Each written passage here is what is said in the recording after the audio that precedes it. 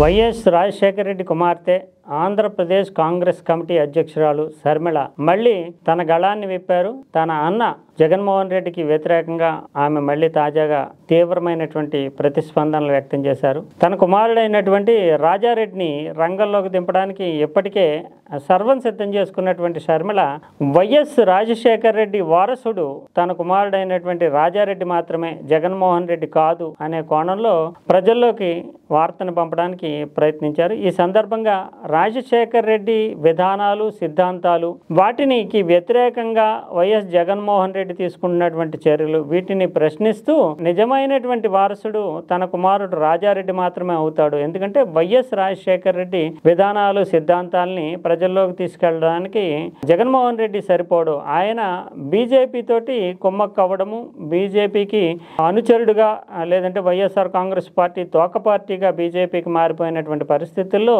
జీవితాంతము బీజేపీని, ఆర్ఎస్ఎస్ సిద్ధాంతాలని వ్యతిరేకించినటువంటి రాజశేఖర రెడ్డికి వారసుడిగా జగన్మోహన్ రెడ్డి ఎలా నిలుస్తాడు అంటూ ఆమె ప్రశ్నించడము.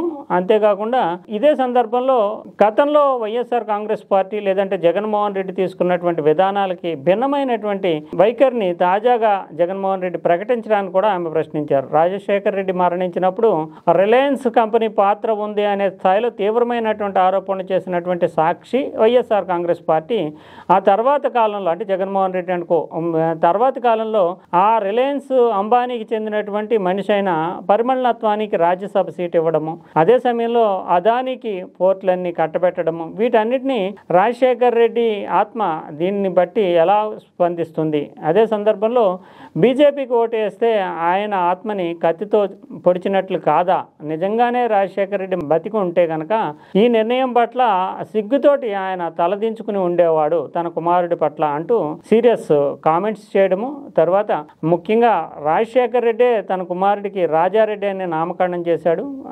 ఆ పేరుని ఎవరు మార్చలేరు, ఆయన వారసుడిగా ఎవరు కాదనలేరు అని చెప్పడం అంటే నిజానికి ఇందులో చాలా కోణాలు ఉన్నట్లుగానే మనం భావించాల్సి ఉంటుంది. ఎందుకంటే షర్మిల జగన్మోహన్ రెడ్డి తోటి విభేదించి ఆమె సొంత పార్టీ పెట్టుకుని తెలంగాణలో ప్రయత్నం చేయడం, తర్వాత నేరుగా స్వరాష్ట్రంలోనే సవాల్ విసరాలంటూ ప్రదేశ్ కాంగ్రెస్ కమిటీ అధ్యక్ష స్థానాన్ని తీసుకుంది. కానీ జనంలో సాధారణంగా పురుష వారసులు అంటే మగబిడ్డలకు ఉన్నటువంటి వారసత్వం సంప్రదాయాన్ని ప్రజలు ఆడబిడ్డలకు ఇవ్వడానికి ఇష్టపడినటువంటి వాతావరణం. అంటే ఇద్దరు ఉన్న పరిస్థితుల్లో ఆడ మగ తేల్చుకోవాలన్నప్పుడు సంప్రదాయంగా వస్తున్నటువంటి ధోరణిలోనే మగవాళ్ళనే వారసులుగా చూడడం అనేటటువంటిది ఓటర్లలో కనిపిస్తుంది. అందువల్లనే షర్మిల ఎంతగా ధీటుగా సవాల్ విసిరినప్పటికీ కాంగ్రెస్ పార్టీ అధ్యక్ష స్థానాన్ని అంటే ప్రదేశ్ కాంగ్రెస్ కమిటీ అధ్యక్ష స్థానాన్ని తీసుకుని తాను వైఎస్ రాజశేఖర రెడ్డి వారసురాల్ని, కాంగ్రెస్ పార్టీని గెలిపించండి, జగన్మోహన్ రెడ్డిని ఓడించండి అని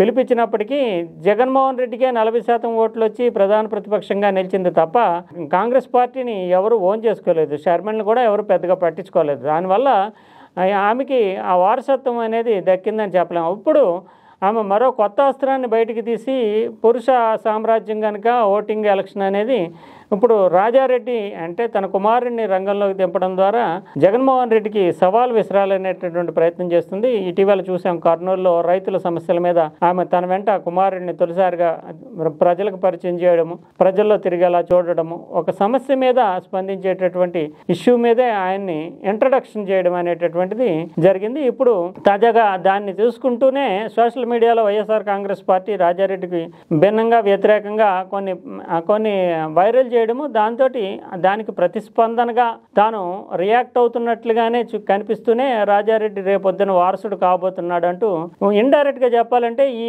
అవకాశాన్ని వైఎస్ఆర్ కాంగ్రెస్ పార్టీ సోషల్ మీడియాలో స్పందిస్తున్నటువంటి తీరుని ప్రశ్నిస్తూనే ఇండైరెక్ట్గా ఇతను వారసుడు కాబోతున్నాడు, రేపొద్దున వైఎస్ రాజశేఖర రెడ్డి వారసత్వాన్ని మేము క్లెయిమ్ చేస్తాము, నేను క్లెయిమ్ చేస్తే ప్రజలు ఆమోదించలేదు కానీ నా కుమారుడు క్లెయిమ్ చేస్తాడు అనే విషయాన్ని ఆమె చాటి చెప్పారు. ఇదే సందర్భంలో ముఖ్యంగా బీజేపీ తోటి తెలుగుదేశం, జనసేన కలిసి బహిరంగ పొత్తుతో ముందుకెళ్తున్నారు. ఇక జగన్మోహన్ రెడ్డి ఇండైరెక్ట్గా డైరెక్ట్గా కూడా ఆయన పొత్తు కుదుర్చుకోకుండానే బీజేపీకి అనుచరుడిగా మారిపోయారు, బీజేపీ తోటే అంటకాగుతున్నారు, బీజేపీ ప్రతి నిర్ణయాన్ని ఆయన సమర్థిస్తున్నారు. ఇక ఆ విషయాన్ని బహిరంగంగా ప్రకటించుకోవడం ఆయనకి ఇష్టం లేకపోతే బీజేపీ పచ్చబొట్టు పొడుచుకుని చేతిలో ఉంటే కనుక ప్రజలకి స్పష్టంగా స్పష్టంగా ఆయన తెలుస్తుంది. ప్రజలందరికీ ఇప్పటికే తెలుసు జగన్మోహన్ రెడ్డి బీజేపీ అనుచరుడు, బీజేపీ కూటమిలోనే ఉన్నాడని. కానీ ఆయన చెప్పడానికి మాత్రం సాహసించడం లేదు. ఆ సాహసించలేనటువంటి పరిస్థితుల్లో ఆయన చేతికి పచ్చబొట్టు, బీజేపీ పచ్చబొట్టు పొడిచించుకుంటే కనుక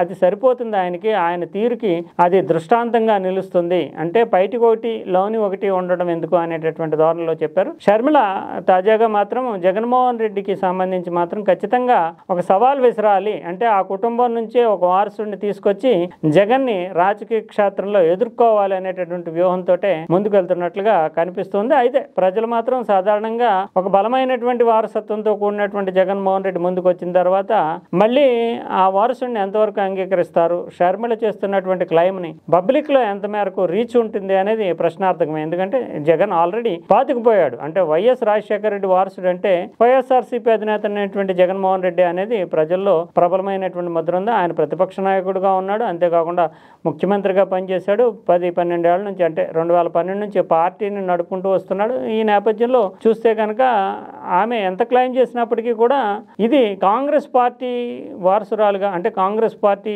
ప్రదేశ్ కమిటీ అధ్యక్షురాలుగా ఆమె ఉన్నంతకాలము రాజారెడ్డి అంటే తన తండ్రి పేరు పెట్టినప్పటికీ, తన తండ్రి రాజశేఖర రెడ్డి, తన తాతగారు అయినటువంటి రాజారెడ్డి పేరు పెట్టినప్పటికీ అంత మేరకు ప్రజలు ఆమోదిస్తారనేది. నిజానికి రాజారెడ్డి తోటి సాన్నిహిత్యం చెప్పాల్సి ఉంటే జగన్మోహన్ రెడ్డికి ఎక్కువ అని వైఎస్ అభిమానులు చెప్తూ ఉంటారు. వైఎస్ రాజశేఖర రెడ్డి 70లోనే రాజకీయ రంగ ప్రవేశం చేయడం, ఎమ్మెల్యే కావడం, పొలిటికల్ యాక్టివిటీస్ లో బిజీ అయిపోవడము, ఢిల్లీ, హైదరాబాద్ ఇలా తిరుగుతూ ఉండడంతో జగన్మోహన్ రెడ్డి బాల్యం అంతా కూడా తన తాత అయినటువంటి రాజారెడ్డి అంటే వైఎస్ రాజశేఖర రెడ్డి తండ్రి వద్దే ఎక్కువగా పెరిగాడు. అందువల్ల రాజారెడ్డి లక్షణాలు, రాజారెడ్డి వారసత్వం కూడా జగన్మోహన్ రెడ్డిలోనే ఉంటుంది. జగన్మోహన్ రెడ్డి రాజారెడ్డినే ఫాలో అవుతూ రాజారెడ్డి రాజకీయాల దగ్గర నుంచి చూసినటువంటి వ్యక్తి, అక్కడే పెరిగి పెద్ద అయ్యాడు అనేటటువంటి భావన ఉంది. ఎందుకంటే రాజశేఖర రెడ్డికి టైం లేకపోవడం వల్ల అతను రాజారెడ్డి పెంపకంలోనే పెరిగాడు. ఇది ఒక వాస్తవం. అటువంటి పరిస్థితుల్లో ఆ రాజారెడ్డి అనే పేరుతోటి రాజశేఖర రెడ్డి వారసత్వాన్ని ఎంతవరకు క్లెయిమ్ చేస్తారు,